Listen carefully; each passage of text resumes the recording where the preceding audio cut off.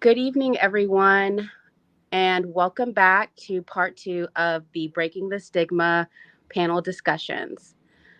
Tonight, we will be talking about health and wellness in the Black community.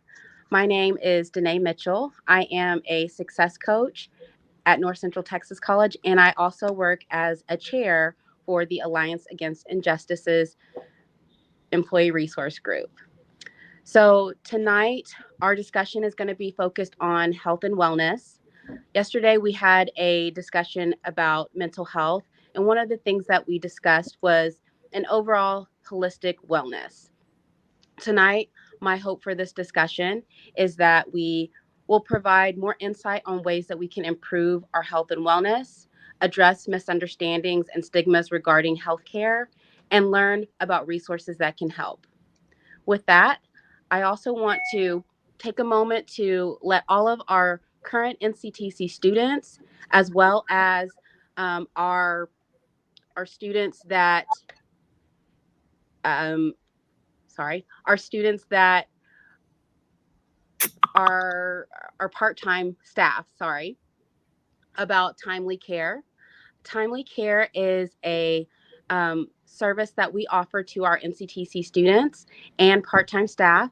It is free, and it's basically a telehealth service where you can get support with counseling, talk now, and medical help if you want to visit with a doctor as well as a psychiatrist. We also have free coaching for health and wellness. So be sure to take advantage of that if you haven't already.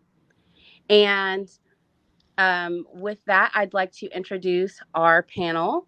So tonight we have Dr. McKenzie. Dr. McKenzie is a nurse practitioner. We've got Saley, and she is a LPC with Timely Care. We've got Corey Harden, who is a certified personal trainer, and we also have Doria with us this evening. I'm going to take the moment to turn this over to Mame, who's going to be guiding this discussion. Well, thank you, Danae, and good evening, everyone. My name is Mami Darkwa, and I am a division chair here at NCTC. I have been a division chair for allied health programs the past 4 years. I have been at NCTC since spring of 2011. So next month will be 11 years here at NCTC. Um, I'm excited to be with everyone this evening. Thank you for taking time to join us as we go on with our discussion of breaking the stigma, health, and wellness in the Black community. So, just a little, I guess, a little tidbit or information that I wanted to share. A 2016 article from the US News and World Report declared that Blacks get sick at younger ages, have more severe illnesses, are aging biologically more rapidly than whites. Scientists call this the weathering effect, or the result of cumulative stress. So, Black people then are investing in the practice of physical and mental health, not because we want to, but because we truly need to. And so, this evening's discussion is really important. Our time this evening will focus on how we as a race, a society, and really as a college can recognize some of the barriers contributing to these statistics and some of the ways to correct them and change the narrative. This is a discussion and a learning opportunity for all of us. And so we're excited to have our panelists here, and we will start with the questions that we have. So, our first question is: what specific health conditions or issues show up in the Black or African American community? And really, any of our panelists can just jump in. Well, I mean, as far as a health condition or disease process, I mean, you'd have to always go to hypertension. I mean, that seems to really attack and to second that, diabetes, which is something that took my mother away from us way too young, at the tender age of 58. So I would say those two, the coupling of those two particular disease processes are very are running rampant in the Black community. I Uh, agree. Also, obesity. Um, that's 80% of all comorbidities starts with obesity, as well as high cholesterol, because that can start a plethora of different issues like stroke, heart attack. So just being aware of, you know, some of your how you're feeling, and making sure you're um, getting seen or getting those needs addressed. I've also noticed that a lot of clients that I deal with report health issues related to stress, directly related to stress. So, autoimmune disorders that come from stress that also can affect their mobility, affect their overall mental state as far as depression, sadness, not wanting to do regular activities. So, a lot of times the things that I see are related to stress and depression, burnout, and all of that can have a huge effect on the way people function in everyday life, how they sleep, how they eat, how they interact, and how they stay active or are unable to stay active. So, Sally, do you think that some of these issues that you're talking about have been maybe you're seeing a lot more of this since the pandemic, or has this just generally been what you've seen? I can just say that there are some generalizations that it's pretty common in our community. However, since the pandemic, I do notice the increase across the board.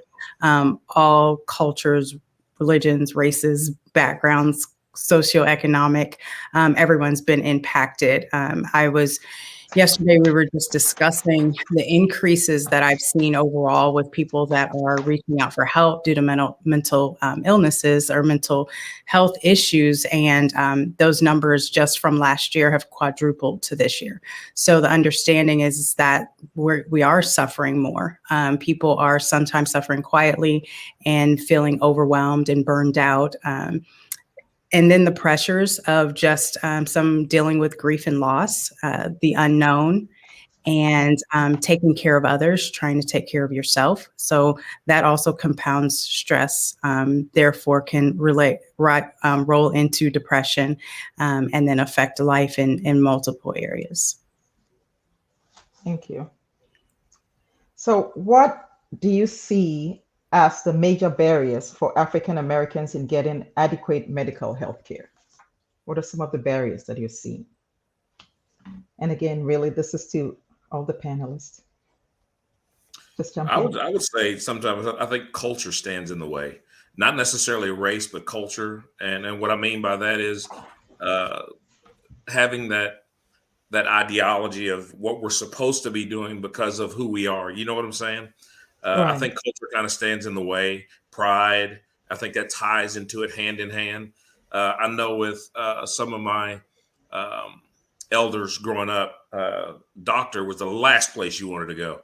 You know, you wanted to be quiet about it, or you want to try to fix it another way. But going to the doctor was the last way. And I even saw traces of that in my mother as she continued to go through her disease process. But it was too late then. The diabetes already taking control. So I think culture and that stigmatism of what we're supposed to do because of who we are stands in the way a lot. Can you guys hear me? Yes. Yes. Okay, awesome. I think for me and what I see in my patients is just the availability of healthcare is it's not available to everyone, especially people who live in those rural areas. So you see a lot of non-compliance with those patients, and those patients typically wait until they're really, really sick until they come to the hospital, because the hospital can be sometimes an hour away from their home, or sometimes they don't have a way to get there.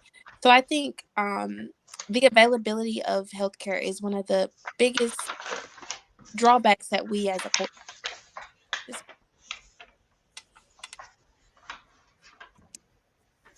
I know, talking about I guess, barriers. One of the things that I experienced, I had a doctor that, he was supposed to be my primary, and I had literally gone to his office, I would say maybe 6 times, and just never met the doctor.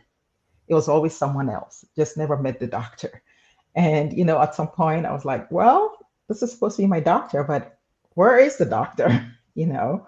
And so, but then, and then, a friend of mine, she said, well, you're not married to your doctor. You can find another doctor. But for some reason, it was very hard for me to find another doctor. I was like, I don't want to hurt his feelings, even though I've never met him. I didn't want to just ditch him and go somewhere else. So I know that, there's also that, you feel this is your doctor. And sometimes, even when you're not getting what you need, you feel like that's where you need to be stuck at. So I know a lot of people feel that way. Okay, so our next question is, what is your current understanding of differences in physical health for Black patients? As far as physical health, what I currently understand is there are stereotypes in our community, especially if we go to the doctor, we're seen and treated differently, or if we're in pain or we have um, a concern, it's either ignored as, oh, it's probably just anxiety, or they're just a hypochondriac, and not really actually listening to the patient. So that's definitely a difference that I've seen um, as a provider as well as a patient myself. Said, it's so funny that you said that because today last night when I worked, I had two patients come in for the exact same reason. They come in for some excruciating abdominal pain. I mean, it was the same story, but one person was of a different race and the other person was Black. And I noticed that the person of a different race got more pain meds for the same pain score, and at that moment I became my patient's advocate. Hey, my patient, this Tylenol is not going to treat this patient's pain. What can we do? I noticed that we do this for other patients with the same problems. What can we do? So I think it's really important to have people that look just like us in healthcare to advocate for us, because sometimes, no matter how much we may gripe or we may tell the doctor, the provider, somebody needs to stand for us because they're not going to listen to us. And that's very sad, but be honest. I think that adds to the list of barriers we were just talking about. Just having an advocate, someone to step in and speak on your behalf when you may not Yeah. feel confident enough to do it on your own. I know a lot of the clients I deal with are students, and they're of an age sometimes that they're just navigating care on their own for the first time. That's a very hard space to be in, not only because of maybe a lack of literacy in the area of healthcare and mental health care or physical health care, but then now on top of that lack of literacy, you're still now having to advocate for yourself on top of that. So I completely agree with what Doria said. That's just one of those areas I feel like is another barrier that stops some people from seeking care until it's till things have progressed. And it's harder to get back to a state of wellness when we have let some things progress to a point where it's hard to manage at that time. So I'm originally from Ghana in West Africa, and you know, um, where I'm from, doctors are they say something to you, and that's law, pretty much. You just take it, And I had to learn, I've been here 22 years, and I had to learn that you can advocate, you can do research, you can ask questions. And so now when I go to the doctor, I literally have, like, the last doctor's appointment that I went, I had like 12 questions for the doctor. And I have a doctor who sits with me and, will answer all those questions. But I know even that is and I think Corey said it earlier when he said cultural. So, this is a cultural issue. There's some things that are not, there are people who won't go if the person there doesn't look like them. because they feel they won't be heard, you know. And then there are other things that people think about, like you go and they just tell you, go take this, and you just go take that. You know, I know when I had my son, my oldest son, and he had eczema. The medicine that the doctor gave me, I researched it, and then my sister's a nurse, so I asked her. I literally FaceTimed her, and I said, look at this. Should I give this to him? And she said, no, that's a steroid and he's going to get dependent on it. And so I went back to her and I said, I don't want this one. I want something else. And so it got to the point where she would always say, I know you're going to research. I know you're going to ask your sister, but trust me, this is the.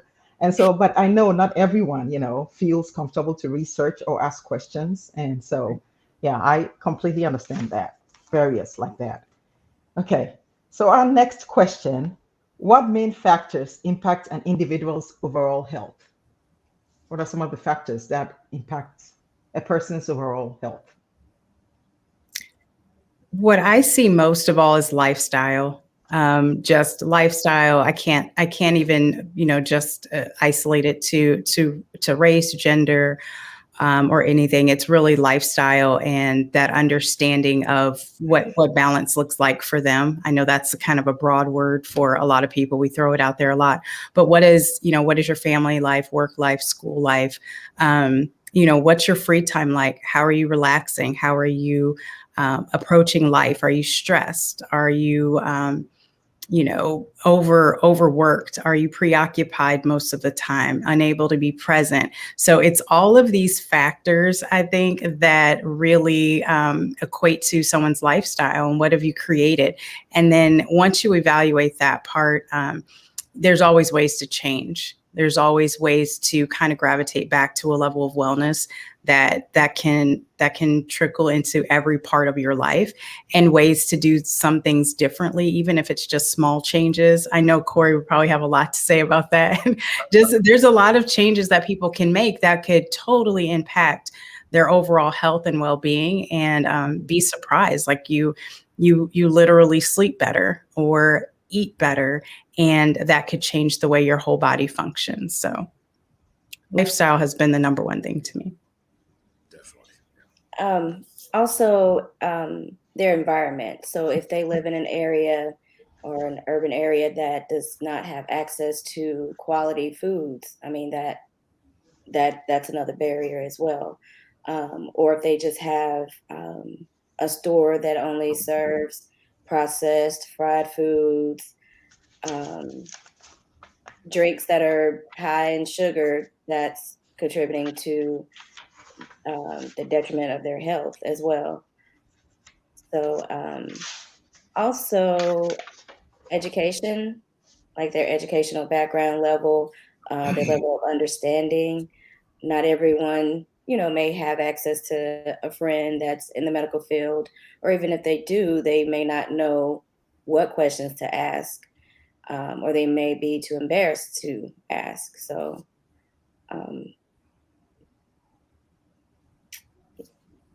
I would have to piggyback on both Dr. McKenzie and Sally with regards to I was going to say geography. Just depends on where you are and what you have exposure to, and second to that, knowledge. Um, there's so many things you can do. You know, I'm a personal trainer. I've been doing this for 17 years. I'm also a nurse, but one of my key things was I can work you out in a broom closet. You don't need a lot of room. You don't need a lot of equipment. I mean, really, all you have to have is the knowledge and the want to. And I got a pretty bad reputation about being a hard nose, but as I get older, I'm 52 now. I can't do the things I used to do. So everybody gets a modification. So, but it starts with something simple: 10,000 steps in a day. Let that be your goal. Walk up to that. That's like 5 miles. And that can be done in your office or around your living room or in your garage, but it starts there and you build from there. So just to piggyback on what my other two colleagues said there, it's about knowledge and geography. And I totally agree as well. Health literacy is big. A lot of our patients and just people in our community, we don't have the health literacy, um, the component there. So it's important for us, as well as my colleagues, to meet patients where they are, especially the nurse. I'm giving that discharge education. I'm looking and I'm trying to figure out, okay, what education level do you have? What do I need to tell you for it to make sense to you? That's important to me. I'm going to get you to teach it back to me so that I know that you know what's going on and how we're going to fix this problem. Because a lot of people, when you go to the doctor's office, they'll tell you, okay, take this pill, you'll feel better in 3 days. Well, tell me what this pill is and how is it going to make me feel better? What should I expect? What should I expect if I need to come back to the doctor's office, or what should I do if I need to go to the emergency room? So it's really important for us as professionals, healthcare professionals, just to meet our patients where they are. And I think that would ultimately also help with the disease process in general. So it'll be more so of getting people to wellness instead of having to treat them in like the acute care setting. We're focusing more on wellness instead of, okay, they're sick now, what can we do? Because we can prevent that if we just really start to educate people. I think that's really important as well. That's a good point. Okay, so to piggyback on what you all have said, what about genetics? Is a person predisposed to, whatever disease or runs in your family, or can they change it? I'll jump in on this. It's definitely a factor, but it is not. It does not define who you are. That can be changed. Now there are certain situations that you can avoid, or not don't have very much control over. But I think it is a huge factor. But you don't have to accept that. You don't have to accept it. You can break free those chains. You do not have to carry that around on you because, hey, my mama was that way, I got to be that way too. That couldn't be the farthest thing from the truth. You can get better in any given situation with the knowledge, like we've all agreed upon, and that process. Okay. Because I know people that say, there's nothing I can do about this. My grandmother had this, my mom had this, and so it's pretty much my destiny. So I don't know how big genetics play in, a person's overall health. But you're right. I believe that you can change it, or you can manage it. Yes, You that's can a manage better it. that's a better term than manage it. Yes. Okay. So does your physical health impact your mental health? And this is right at you, Sally. This is an everyday correlation that I try to help clients make, is just how much your physical health impacts your mental health. So recently, I've had several clients that deal with autoimmune disorders, happen to be Black women, happen to believe that it is hereditary. However, managing certain disorders, managing some lifestyle changes, diet changes, use of vitamins, that can help mobility, which also will help your state of mind. If you're in a situation where you're in pain, and people sometimes discount pain as something that they can manage, but that would completely change someone's mental state. Pain has caused people to slip into getting diagnoses like major depressive disorder, and that's all due to pain. So we're managing a physical aspect of your health, but you're also having to at the same time manage the mental aspect. So if you're sleeping all day because you're in pain and the medication causes you to sleep, you're not getting out and being mobile, which is, impacting more of your health because you're probably gaining weight during that time, which is, affecting your self-esteem. It all wraps together. So I think a lot of times we don't think about it until we're in a situation where it causes you to have to reflect on things that you can change and things you can alter. And like Corey said, if you have the education, you have the knowledge of what to do. I haven't heard that you can work out in a closet, but that erases all excuses right there. Corey. But that just brings it home to the fact that, what is so important, and what we can do for ourselves to improve our condition is invaluable. I had a holistic doctor talk to me one time, and I had him talk to a group of young ladies that I was mentoring and talk to them about exercises that they could do in bed. if there were times when you're not able to get out and walk and get those 10,000 steps, if there's things that you can do, one was pregnant at the time and was on bed rest, but there were mobility things that she could work on even in bed. And to put it to the fact that you can exercise your body in bed or in a closet, that tells you how much that our medical providers are concerned about the patient's physical and mental well-being. They are directly correlated and they directly affect each other. And we want them to affect each other positively because they will. But when they affect each other negatively, that's when there's some cause for alarm. Definitely. Absolutely.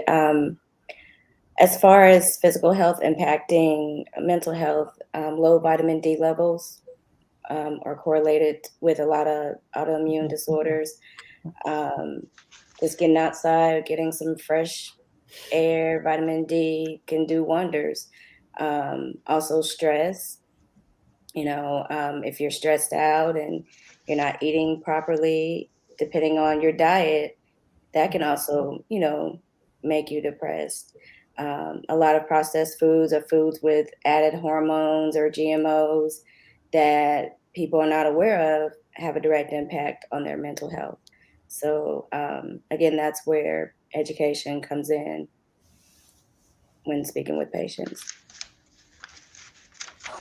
Also, I add that it's the obvious. We're in a pandemic right now, and the stress and the depression and the anxiety is at an all-time high. Like, I work in the emergency room and in inner city Atlanta, in one of the emergency rooms there, and you see people, they're they're just, it's just a sadness, and you can just see it in every patient who's homeless, who haven't been able to see their family member and God knows when, how long, and they'll tell you, like, I'm just sad. I just haven't been able to do my life like I normally do. And I think about my son, who's 2. He was born in the pandemic, and he doesn't know anybody without a mask. He recognizes people just from their eyes. And that's something scary to think about as a parent, because this is the normal for my kid. My kid doesn't know people without their mask on, and he thinks it's normal to wear a mask, and that is our new normal. And a lot of people now, that they're having to adjust, and some people can make that adjustment and some people can't.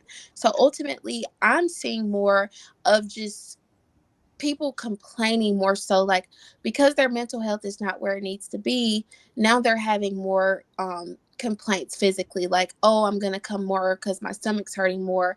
And you tell people, okay, get up and move, just get up and move and do something, clean your house. Sometimes a clean house can change how you feel, and some people don't even know that. So just giving people hope is really important in this time as well. I agree. Yep. Also, back to the closet that Corey talked about. I guess it depends. It depends on the closet, because I've seen some Yeah. closets that you can literally fit a car in, and I've also seen broom closets. So Yes. it just depends on the closet. I thought that was funny. Okay, so I know we talked a little bit about how to advocate, um, but how can you effectively advocate for yourself to a medical professional? I know I had to learn it. Mhm. And I know a lot of people don't think, they don't feel like they should advocate for themselves, or it's their right to advocate for themselves. So, how Right. can someone effectively advocate for themselves? I Mhm. think you gave a perfect tip. Writing down questions before you go to the office. Mhm. Even if you need to talk to someone before you go to kind of give you that extra boost of confidence that you know what you're talking about, or that you have a valid question or a valid reason to bring up a conversation with your doctor. I have many students that are afraid of talking to their psychiatrist, or the conversations they have.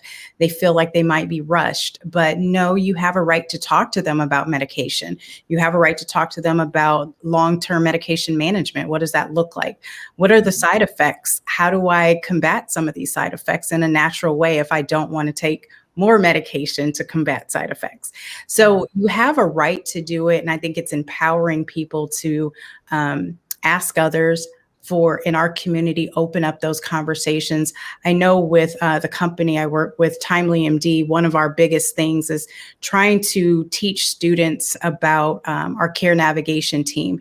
And that team kind of helps them get from one place to the next. If you're told to go to, to get a mammogram or to go to a specific doctor or go to a psychiatrist, they get to have a conversation with someone that talks to them about, hey, this is what's going to happen.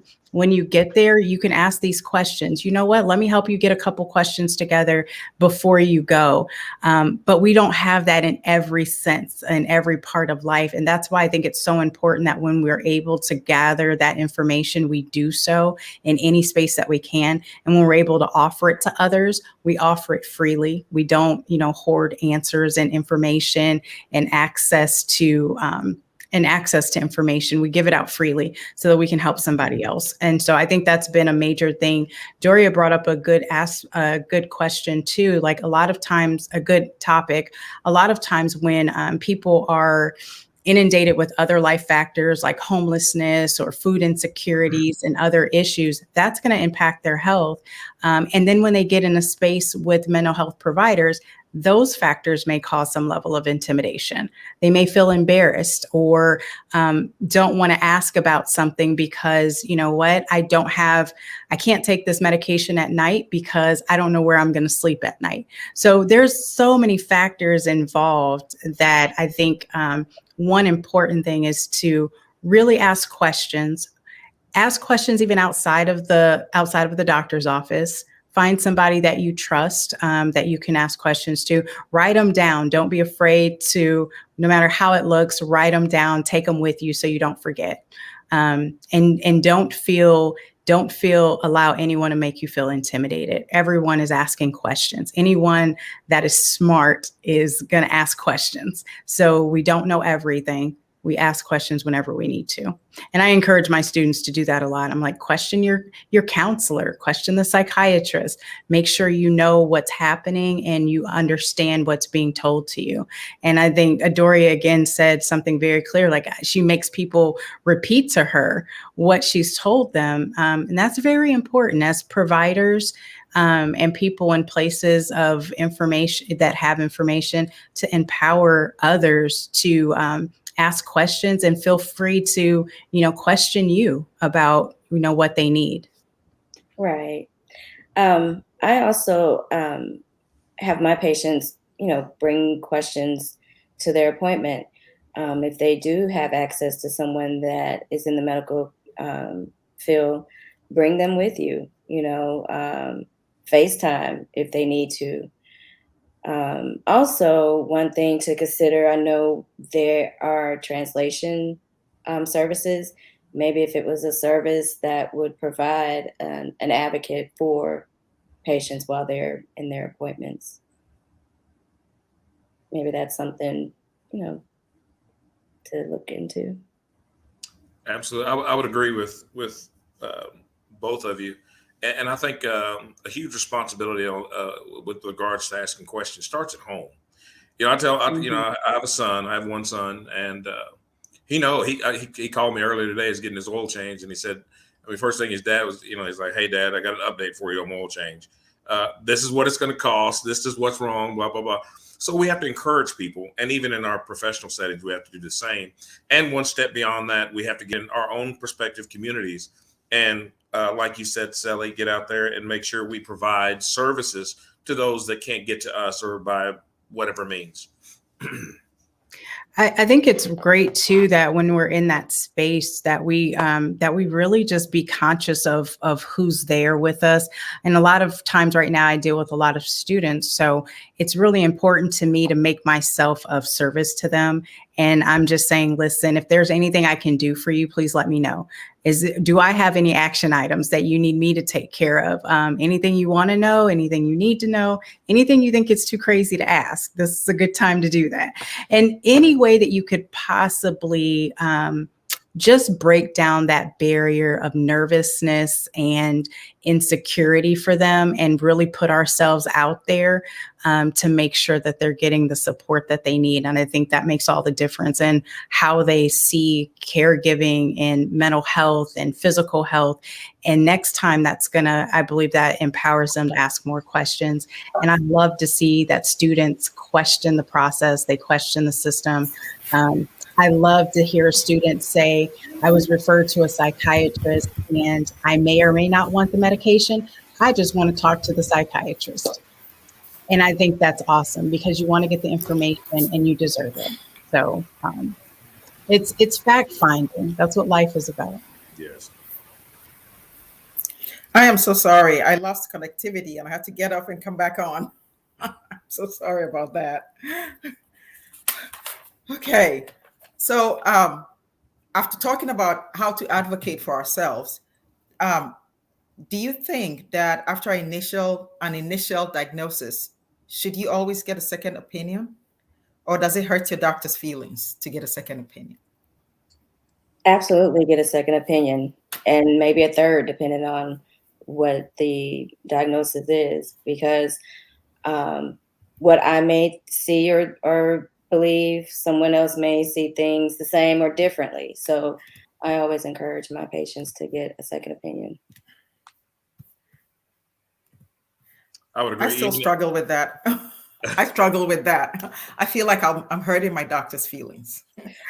Well, I don't, I don't personally take it as, as an offense, but I would rather the patients get what they need. And most providers how can I preface this? Most providers should want their patients to get second opinions. Yeah, I would agree. Even in my setting, I encourage my clientele to, if they don't like what I'm doing, then, at the end of the day, it's about getting in where you fit in. Go get that heart rate up, make sure you're taking in the right type of nutrients, make sure, and if it's not with me, make sure you're getting it from somewhere. I'm going to give you a care plan. I'm going to tell you some things you might not want to hear. I'm going to be totally honest with you. And for those that you come in with some stank thinking, we're going to leave that at the door. We're going to fix your face, and then you're going to get what I put on you. And that's going to, and I'll always tell them, they always, it's tough when we start, but when it's over, everybody's waving it. That's because they want to get away from me. I get that. So, but I agree. You have to get a second and third opinion. You have to explore your options. And it's important to feel comfortable. So I agree with both of my colleagues. It's important to feel comfortable when you seek care, mental health, physical health care. Get with someone that you feel comfortable asking questions. You're going to grow, learn something new. You feel like you're getting better, because that's, half of the barriers is just making sure you build the right relationship. So that's important too. I know yesterday we talked a little bit about how do you tell a provider they're not a good fit for you. You tell them. And if you need a second opinion and they're not providing you with the resources you want, it is up to you to make sure that you find somebody who is going to give you the service and level of service that makes you comfortable and you feel like you're getting to that next step. I know a lot of students, I've had a student tell me they didn't want to use me as a therapist anymore because I referred them to a health coach. I'm like, you're learning great skills in therapy, but health coaching would definitely positively impact your life. Well, that's something they wanted to do. So maybe I wasn't a good fit. So, and it's not insulting. If you're a professional, there should be no negative energy there. That's not a bad situation. That's a great place to speak up. But if you can, at least call the admin to their office and cancel future appointments. You can do that part. You don't even have to talk to them if you don't want to. But definitely find someone you're comfortable with. I think also, as healthcare workers, I think it's important for the public to know that education for us is lifelong. We don't know everything. It's no way we can know everything. And healthcare is constantly changing, breakthroughs every single day. So it is important to let people know, hey, just be straight and transparent with people. I'm not the end all be all.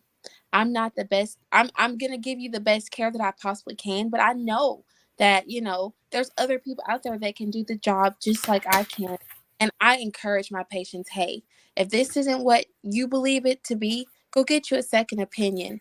If you're scared of this drug, go research it. I try to give them as much knowledge as I know, but I let them know, hey, I don't know everything and I'm willing to learn just with you. So it's important for them to know that, hey, we're here learning just like you are, because we have committed our lives to learning and to just educate ourselves daily on everything healthcare wise. Okay. Thank you. So we want to switch and talk about some of the things that we can do before we actually get sick. So we want to talk about preventative care. So I would like each of you to please share maybe one preventative care. Like if someone came to you and say, what could I do to, what can I do to make my life, my health better? Can you share at least one thing that you can tell someone about preventative care? Regular checkups, yearly checkups to get your labs drawn, know your baseline, know if anything is going on as far as high blood pressure, diabetes, and, go from there. Because once you know and have that information, you can do something about it. But if you don't, then, it'll continue. And when they do find out, it's worse. So.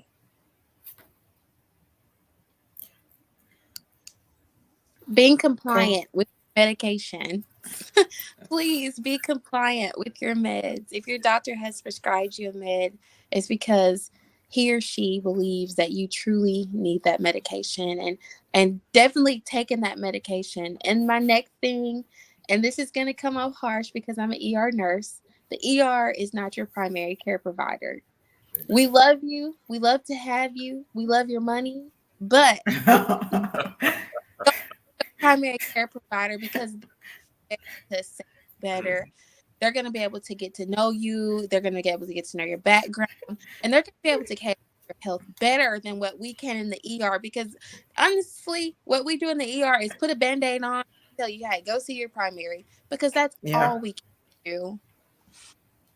I would have to piggyback, Doria. I think that's great. I encourage a lot our students to find a scheduled counseling provider. Don't just always use crisis services or on-demand services. Find someone that you can build a relationship with and build a treatment plan with, and actually reach the mental health goals that you have, and other health goals or wellness goals, holistic goals that you have.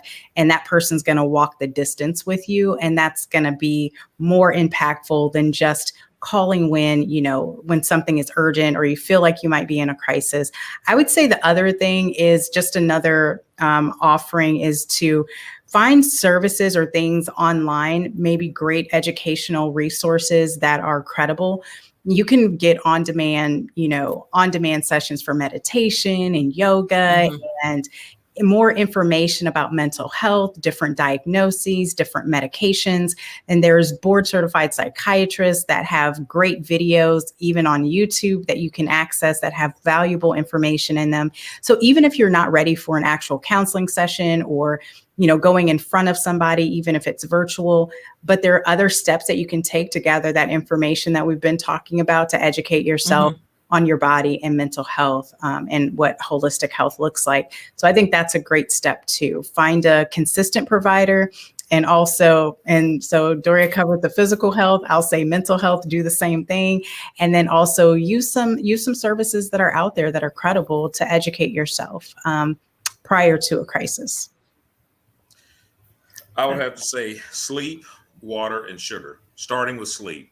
Everybody's different. Whatever you know your minimum amount of sleep to be, whether it be the 8 to 10 to 12 hours, 6 hours. I'm kind of a 5 to 7 hour type of guy. So sleep, make sure you get your sleep. Your body heals itself when it's sleeping at rest. Water, drink water. I mean, we got to have that first cup of coffee in the morning. I know I do. I only have one.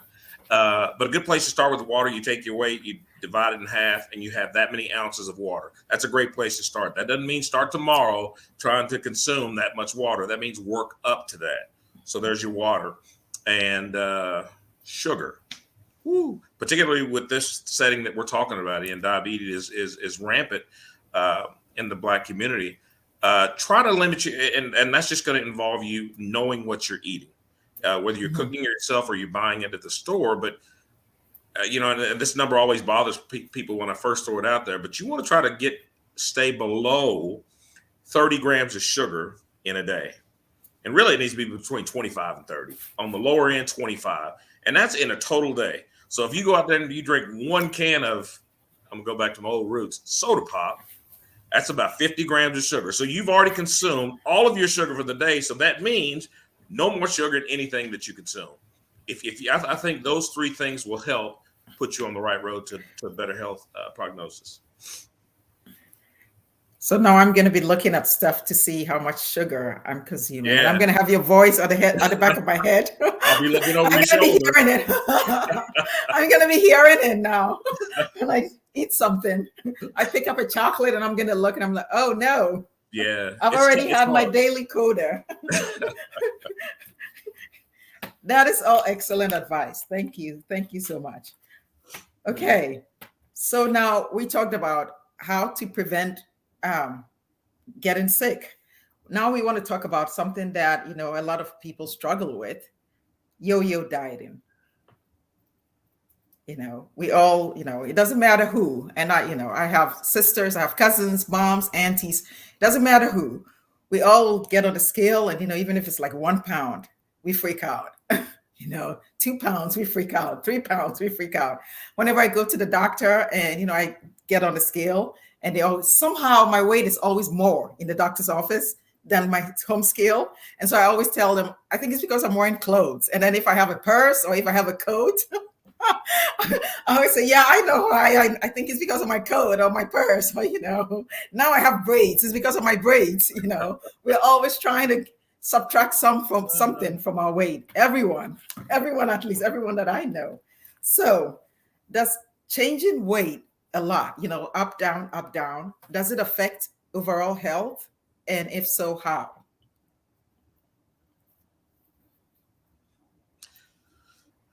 Yes, it does. It really has I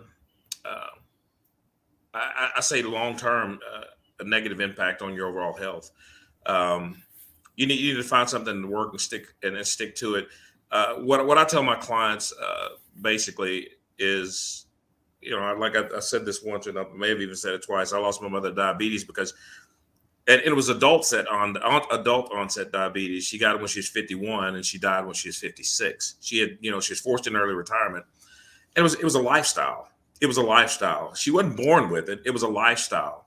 So what I tell my clients is to make sure that you're getting a vegetable and a protein going about your day. Every once in a while, you want to sneak a little carb in there or whatever, that's fine. But if you're having a vegetable and a protein, make sure you're getting your water. Throw some carbs in there intermittently. I think you're good. But don't those extreme things. There's so many things out there. There's a watermelon diet. There's all sorts of different things you could do. I do believe, however, once, maybe twice a year, maybe under supervision of your primary healthcare doctor, a cleanse. I think that's very important to go in and cleanse. And you can research it with your doctor. You can research it online. But just try to maintain, and it's tough to do during the holidays. Right when the door opens up first, you got Halloween, you got young kids, you got all that trick or treat candy. Then that rolls right into Thanksgiving. That rolls right into Christmas, and then you got the first of the year. So particularly toward the end of the year, that's when you have to be strong. You have to be strong. Allow yourself to have that one cheat meal. That's what I tell my clients. One cheat meal, a cheat meal, not a day. Not a week, not 2 or 3 meals, just one. Get out of your system and then jump back on the ship. That's all good advice. That's also Valentine's Day and the candy. Absolutely. I think I always tell my students with paying attention to weight, sometimes that can be an identifier for sometimes eating issues that they may have. It could be precursor to some eating disorder issues that may have crept back up, or they could be in remission and still struggling with some of the thoughts, or never been treated before and have continued some unhealthy behaviors for years. And I think one thing is, once students get into college, some of them when they're younger, they experience that level of freedom. There's a dining hall. There's no restrictions. This is a playground. We can do anything here, and any food insecurities you had before, now it's all free. It's part of my meal plan. It's not an issue. But sometimes students and people in general struggle with just what's healthy, what's good. And so I think Corey brought up a really good fundamental point for everyone, is just find something that works well for you and stick to those healthy behaviors consistently. And then if you feel like you're having some unhealthy thoughts, or, they're consistent, you find yourself consistently going up and down, or extremely emotionally tied to weight and appearance and food, that it's okay to talk to someone about it, and at least go through the process of understanding if there's really anything underlying that's going on in your case. So, and then possibly getting on the road to the help that you need. I think we can all use the health tips and the understanding of what's healthy for us. I don't think that passes by anyone. So I think we also need to normalize that conversation, because everyone doesn't have an eating disorder. Some people are experiencing some eating issues or insecurities with food, or negative relationships with food, and that can play into the way that they function health-wise and what they eat. Also, when you gain weight, you put more the demands on your body, your heart, liver, all of your organs. So by losing 5-10% of your body weight can decrease your chances of diabetes, high blood pressure, high cholesterol.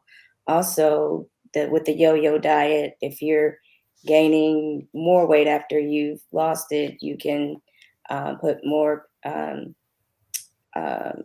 pressure on your joints, So it's all about a healthy balance when it comes to weight loss, and doing it the right way. I know there are a lot of weight loss clinics that give medications to help people start their weight loss journey, which is fine if it's monitored, correctly. But you also have to give them the tools, like, okay, yeah, you're taking this pill to help you lose weight, but, do they know what they need to eat?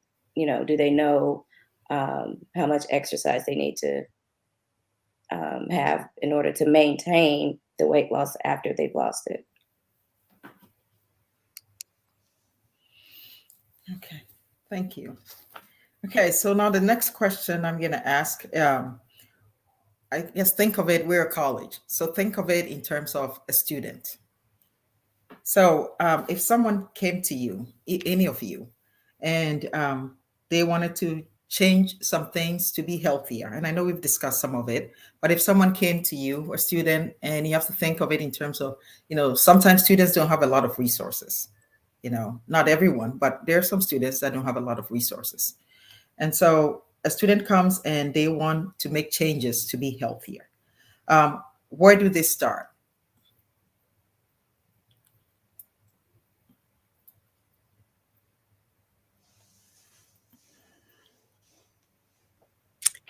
I'll jump in. I think a good place to start. Please. A good place to start is probing someone you feel comfortable with. Someone you feel that is knowledgeable, going to tell you the truth.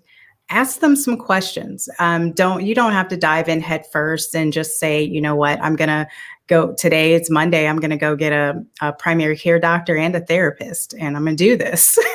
You don't have to do everything all at once. I think sometimes just tipping your foot in the water of getting on-demand education that's from credible sources, reaching out to someone. I think it's always great to reach out to someone that you feel like you trust, that's within your sphere of influence, and connecting with them and asking them some questions like, hey, listen, this is what's going on with me. This is what I'm thinking. And at least give someone some insight into your thought pattern and the things that you feel like you want to address. And that's a great place to start, bouncing some of your questions off of. I actually enjoy the fact that even in some of the talk now sessions that I have with students, they simply just want a place to get started. Like, okay, so I don't know what I want to do about this, but here's what's going on. And this is how I've been feeling. And sometimes that conversation can spark, attention to physical health, attention to mental health, understanding where health coaching fits into their regimen of being healthy. And having that discussion is really what sparks people to start to take those very first steps in that process of change. So that contemplating change and going a little bit further than that and getting into taking action, I think that involves a nice conversation with someone that you feel is trusted and knowledgeable, and start there. Don't hold yourself to anything huge right away. Wouldn't jump in and unless you're absolutely ready and feel like you have the support to do so. But at least get the information and have the conversation. Okay. Thank you. Okay, so again, we are a college. So how can we as a college, as a whole, help with some of these issues and concerns? What are some things we should be doing on our campus? Oh, go ahead. I can wait. By offering resources as far as healthy options in the cafeteria, offering mental health services, offering sessions maybe weekly to check in with the students to see, how they're doing mentally and physically. So just offering resources that are available to the students that let them know that, hey, I may be feeling a certain type of way, but I do have resources that I can reach out to someone if I needed to on campus. Dr. McKenzie wrapped my answer up. That I think that's the only thing that campuses can do is normalize the conversation around holistic health, and provide resources, decrease the barriers that students have to equitable access to care, and whatever we can possibly do, make sure we promote and market the resources that are available to them as much as possible. And there's no such thing as too much. There's always a time when a student is missing the message, and helping them get connected is the most important thing. It makes no sense to have the resources there and then they don't know how to get connected, or they're unsure, or people aren't taking the time to be patient with them to get them connected to resources. And I think, talking to students that really want to reach out for help, but sometimes feel intimidated or frustrated with the process, I think it's up to the people that are in administration. It can be, you never know who a student's going to look up to. It could be the woman that swipes the card in the cafeteria. I know when I went to college, that woman knew almost every one of us by name. And that was the person that some people confided in. So just creating a space on campuses where we're educating professors, we're educating administrative staff, contract staff, food service staff, anyone that's going to come in contact with a student so they know at least some of the resources that are available and help point students in the right direction. Education is really what it all falls back to, making sure students have a safe place to land, even if they don't go to the counseling center first. If they do go to the cafeteria attendant first, make sure that person can tell them, hey, this is what's going on. That's okay, great. We have services. And I saw a poster over here. How about you dial this number and take these steps? But that could be the saving grace for some students. I've had students tell me that their resident director was the one that directed them in the right space, the cafeteria lady, their coach, someone that was cleaning the locker rooms. You never know. So I think campuses in general just have to normalize that conversation and just create a space for that health and wellness education to flow. Thank you. All very good advice. Okay, so we're almost at the end of the questions that we have. But before we wrap up, I would like each of our panelists to please give us your top 3 pieces of advice regarding health and wellness. Just your top 3 takeaway for today. So kind of like the last word. My top 3 would be don't suffer in silence, seek help before it becomes more of a problem, and self-care. Self-care. Yeah. Mm-hmm. Definitely. I would something I hit on earlier. You have to eat. So your intake, as far as your nutrition, it has to be on point. And that I think Doria said it earlier with regards to information. It changes all the time. I mean, your dietary needs are going to change all the time. Be on top of what you're putting in your body and read what you're doing. Drink your water, get your rest. And if somebody tells you out there that you don't have to exercise, they're telling you a lie. It doesn't have to be rigorous exercise, but you have to do something. And I will buy into that concept that you can walk around work or walk around home. Okay, that's a part of it, but you have to step that up too. You have to tax your heart. That's what I would say. Okay. I would say take ownership of your health. It's your health, it's your life. And just take ownership and hold yourself accountable. And I think finding somebody you trust, whether it be like my other colleague was saying, find somebody that you truly trust and someone that you feel like you can definitely confide in. I think that's really important for all of us to have at least one person in our corner saying, hey, I know you're going through this, or I know you're experiencing this. I'm here for you, even if it's just to be a listening ear. I think that's what got me through college, just having one person that I knew I could just talk to and they wouldn't judge me. And ultimately, I think the next thing is self-love. That's the biggest thing for me too. Self-love and just doing things that build your self-esteem and just doing things that you enjoy. I know finding someone to listen is very big for students. It's very, sometimes, they don't need anything from anyone. They just need someone to listen. So that's really good advice. Sally, did you have something to add? I'll piggyback on all my colleagues. Just find someone that you trust. Bring someone along the life journey with you. It can be one person. You don't have to, tell your business to everybody, but I would say find at least one person. I would echo what Corey said earlier, sleep. I find a lot of times that can be the one thing that can throw our students off is lack of sleep, irregular sleep, or sleep patterns that have gone out of whack.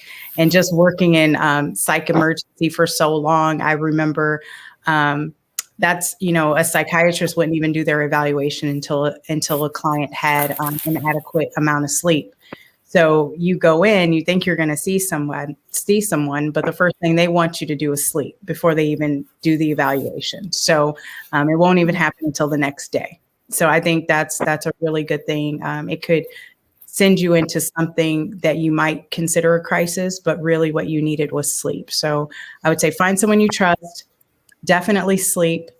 And also what we've all been saying is educate yourself on some things that you can do to help yourself. Even if you're not ready to seek care, go to a professional, go to an office, find valuable sources, incredible sources, even if it's online, to educate yourself on the things that you feel like are interesting to you. Don't Google diagnose, but definitely, I see Doria like, no, don't do that.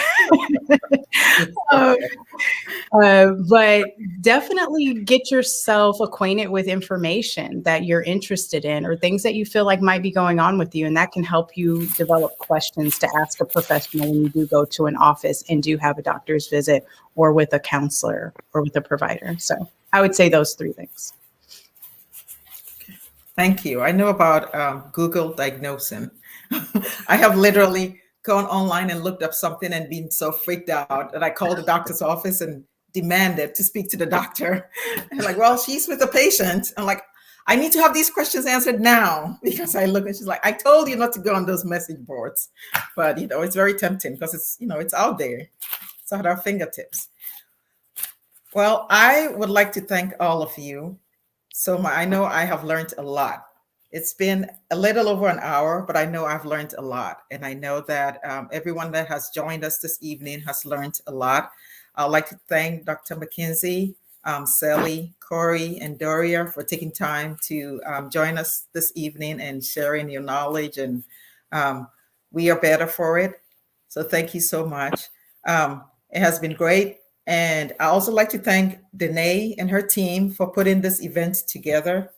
Members of the student life for their contribution and participation. I would also like to thank our NCTC administration for really allowing us a platform to have such important discussions, because not everyone gets that. And we have the support of our administration. And so that's very important and we appreciate it.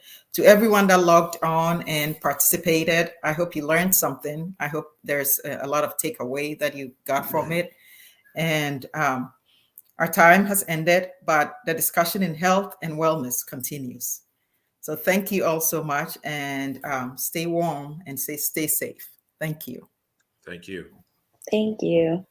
Thank you. Nice to meet you all.